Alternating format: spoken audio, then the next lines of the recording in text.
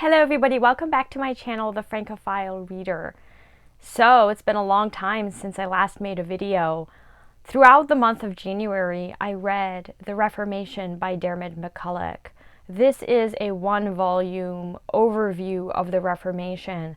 And since I work on the Reformation period, I work on narratives of martyrdom written during the French Reformation. I really wanted a one-volume overview of this period, something that would cover not just France, but also the Atlantic Isles, the Habsburg Empire, Poland, Lithuania, all of these different empires and kingdoms. So this was perfect. It's really large. I mean, it's like 710 pages, but I am so glad that I read it. I feel like I have learned so much in the past month just from this one book.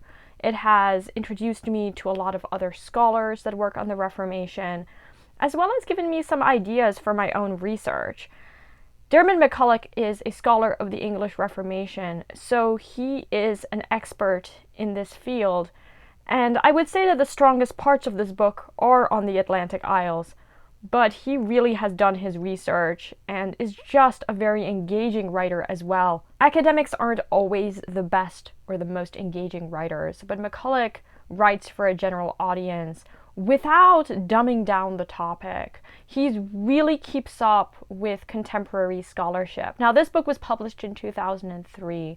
However, humanities research is much slower than science research, so things change much more slowly in the humanities than in the sciences. So this book is not dated really in any way.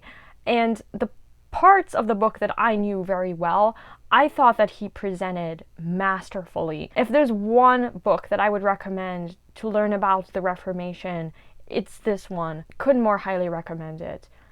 Now, I haven't been reading a lot outside of that. Okay, I haven't been reading many popular books outside of that. I have definitely been reading monographs to help me in my research. But there are a few more popular books that I really want to get to this month because they will help me on my research, and also they will fill holes in my knowledge of the classics. And by classics here, I mean ancient Greek and Roman literature. So I'll start there, and then there are a few other Reformation books I want to get to. So the first book is the Iliad by Homer.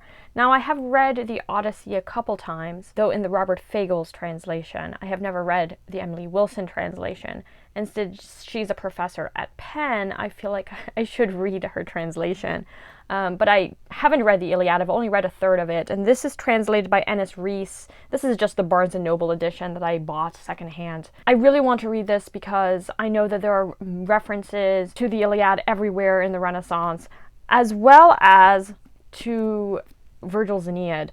I have never read the Aeneid either, and I miss a lot of references as a result. This is translated by Alan Mandelbaum. So these are the two books that I would like to read in February, so now there's only half the month left, but I really want to get to these two books. As for other books about the Renaissance, I want to read The Rise and Fall of Renaissance France by R.J. Knecht. Now, this is just about Renaissance France, but this is a classic, and again, I'm always looking for a one-volume overview of events, so I will be reading this, as well as dipping into The French Wars of Religion by Mac Holt. I believe it was Mac Holt who reminded historians of the Reformation that the French Wars of Religion were really about religion.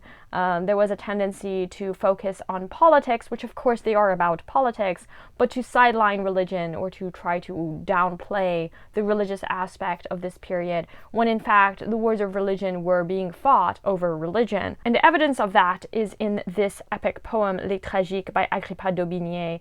I've mentioned it briefly before, but this was an epic poem that was actually published in the early 17th century by d'Aubigné, who was a soldier fighting for the Calvinist cause during the Wars of Religion. And this is in 7 books. It is definitely propaganda, but it has a lot more going for it. And so I will be doing some work on this, hopefully. And there was this beautiful English translation that was produced recently by Valerie Worth that's called Les Tragiques. Of course, this is the English translation. And I want to show you how beautiful it is inside. This is a beautiful edition with woodcuts by Périssin and Tourterelle, contemporary woodcuts, depicting the massacres that occurred, unfortunately, during the wars of religion and before. There are also maps in here. There's also a portrait of our man. Here is Agrippa d'Aubigné. So this is a beautiful, beautiful translation with extensive notes and fantastic footnotes. And unfortunately, I don't think you can really buy this as an academic book, so it's going to be over $100. But if you have access to a research library and you want an interesting epic poem by a militant Calvinist, I don't know why you would, but you might want to pick this up. It is a beautiful edition. And then the final book that I want to get to is The Burgermeister's Daughter, Scandal in a 16th Century German Town by Stephen Osmond. Stephen Osmond, like Natalie Zeman-Davis and Emmanuel Leroy-Ladurie, who wrote Montaillou, is a microhistorian. I believe he's retired now. And microhistory, I made a whole video about it, which I will link below, but microhistory is the study of a small community by way of trying to understand social dynamics, particularly in communities that tend to be unrepresented in historiography. So peasant communities, the study of women, the study of religious minorities. So I really want to read this. It is very short, and hopefully it will inspire me as I'm trying to write.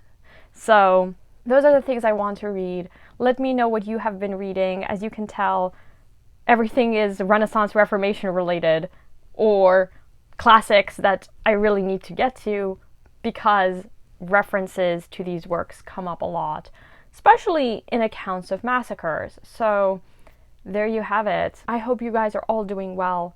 Thank you everybody for watching, and I will talk to you later. Bye now.